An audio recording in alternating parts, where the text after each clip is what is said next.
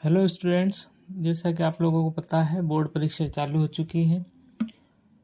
आने वाली 13 तारीख को आपका मैथ्स का पेपर है। आप सबको रिवीजन करना ही है। पिछले 5 साल के पेपर सबसे पहले उठाते हैं अपन।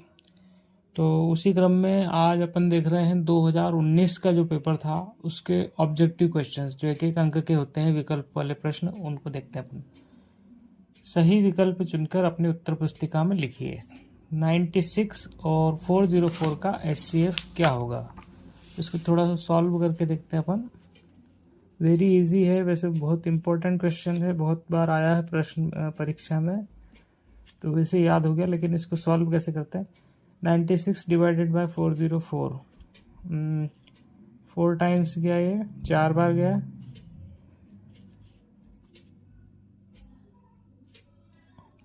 384, और यहाँ पे बचता है 20। फिर इसकी प्रोसेस क्या है? जो शेषफल बचा है इससे फिर भाग देंगे। किस में देंगे? जो भाजक था, भाजक में भाग दिया, कितनी बार गया? 4 बार गया, 80, बचता है 16। जो शेषफल बचता है उससे फिर अपन भाजक में भाग लगाते हैं। एक बार गया 16, और यहाँ पर रिमाइंडर बचा अपना 4 से फिर भाग लगाया 16 में, 4 चौक 16। जहाँ पर ये पूर्णतया विभाजित हो जाता है, जहाँ पर ये पूर्णतः विभाजित हो जाता है, तब जो अंतिम भाजक होता है, अंतिम भाजक यानी कि जिससे हमने आखिरी में भाग दिया है, क्या है वो? 4। तो इसका आंसर क्या हो जाएगा? 4, यानी कि 96 और 404 का HCF क्या हो जाएगा? 4। तो इसलिए इसका ऑप्शन जो होगा वो क्या करेक्ट होगा? ऑप्शन बी करेक्ट होगा। यदि द्विघात बहुपद x² plus bx plus c के शून्यक अल्फा और बीटा हो तो अल्फा इंटू बीटा का मान क्या होगा? ये सभी को पता है, अल्फा इंटू बीटा और अल्फा प्लस बीटा, है ना। तो अल्फा प्लस बीटा तो होता है अपना -b/a, और अल्फा इंटू बीटा जो है वो रहेगा c/a। तो इसका आंसर क्या है? c/a, option A. तीसरा प्रश्न इसी में है, x² - 3 के शून्य। तो जब भी शून्यक निकालने होते हैं बराबर 0 करके अपन देखते हैं। तो x² बराबर यहीं रहेगा, 0 माइनस थे उधर जाके हुआ +3, यानी कि x² बराबर 3। तो इसका मतलब ये हुआ वर्गमूल लेने पर x का मान आएगा ±√3, क्योंकि हमने क्या लिया? वर्गमूल। तो यहाँ पे तो घात 2 है तो ये x हो जाएगा, और 3 का वर्गमूल करने 3, प्लस माइनस 2 मूल होते हैं, प्लस माइनस, तो इसलिए इसका आंसर रहेगा ±√3, यानी कि ऑप्शन ए। अब आते हैं चौथे प्रश्न पे। चौथा है ए, पहले प्रश्न देखें। a1/a2 बराबर b1/b2 बराबर नहीं है c1/c2, तो समीकरण निकाय a1x plus b1y plus c1 बराबर 0 तथा a2x plus b2y plus c2 बराबर 0 के 2 हल होंगे, कोई हल नहीं होगा, अनंत हल होंगे, या अद्वितीय हल होगा। इसकी जो कंडीशंस हैं वो आपको याद होनी चाहिए। इसकी सारणी है, इसकी सारणी में अगर अपन देखें तो 3 कंडीशन बनती है। पहली तो a1/a2 is not equal to b1/b2 और c1/c2, और इसी में जो प्रश्न है, प्रश्न को चौथे प्रश्न को कर रहे हैं अपन। और दूसरी स्थिति इसमें बनती है a1/a2 is equal to b1/b2 is not equal to c1/c2, और तीसरी कंडीशन जो बनती है a1/a2 बराबर b1/b2 बराबर c1/c2। तो इस स्थिति में तो होता है अद्वितीय हल, और रेखाएं होती है क्रॉस्ड, यानी कि प्रतिच्छेदी रेखाएं, और इस स्थिति में इसके कोई हल नहीं, कोई हल नहीं, यानी कि रेखाएं कैसी रहेगी? समांतर। और इस स्थिति में जो होता है इसके अनंत हल होते हैं।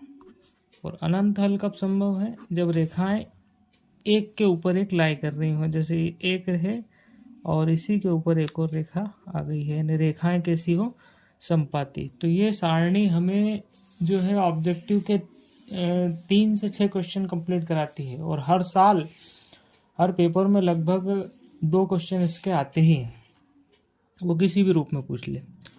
तो ये सारणी हमको याद कर लेनी है।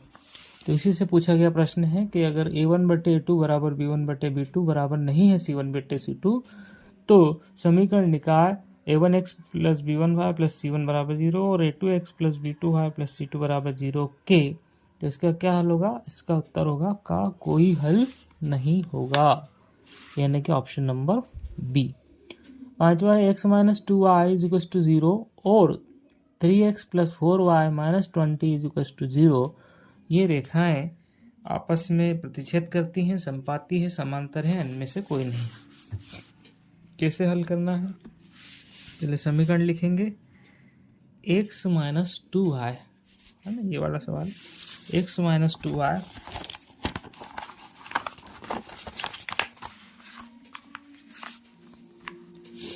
x minus 2y equal to 0 और 3x plus 4y minus 20 is equal to 0। तो यहाँ पे तुलना करें अगर अपन, तो पहली समीकरण से a1 का मान क्या हो जाएगा? a1 का मान यानी x का गुणांक क्या है? 1 है, 1 हो जाएगा। b1 का मान कितना हो जाएगा? y का गुणांक यानी कि कितना हो जाएगा? -2 हो जाएगा। और c1 इसमें है ही नहीं, इसलिए c1 का मान रहेगा 0। और यहाँ से अगर दूसरे समीकरण अपन देखें, तो दूसरे समीकरण में a2 का मान हो जाएगा 3, ये देखिए x का गुणांक, और y का गुणांक क्या है? 4, तो b2 का मान 4 और c2 का मान आ जाएगा -20। अब तुलना करनी अपने को काय की करनी है? a1/a2 की, तो a1/a2 कितना हो जाएगा? 1/3, क्योंकि कटने वाला नहीं है, अगर कटता है तो अपन उसको काटते हैं, नहीं तो कोई बात नहीं। और उसके बाद आता है b1/b2, b1/b2 कितना? -2/4, इसको काटते हैं, 2 1 कम 2, 2 दूनी 4, यानी क्या आ गया? -1/2।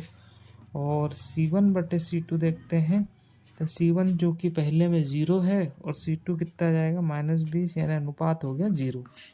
तो यहाँ अपन देख रहे हैं एक आया 1/3, है ना, और दूसरा अनुपात b1/b2 का आया -1/2, और यह है 0। तीनों अनुपात अलग अलग है, यानी कि कंडीशन बन रही है a1/a2 is not equal to b1/b2 is not equal to c1/c2।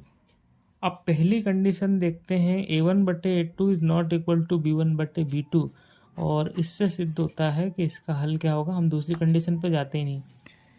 दूसरा उसमें ये रहेगा कि इसमें अद्वितीय हल होगा। इस कंडीशन में क्या होता है? अद्वितीय हल, इसलिए इसका हल होगा अद्वितीय हल। इसका उत्तर रहेगा अद्वितीय हल, यानी कि रेखाएं क्या करेगी? प्रतिच्छेद करेगी। हेलो स्टूडेंट्स, जैसा कि आप लोगों को पता है बोर्ड परीक्षा चालू हो चुकी है।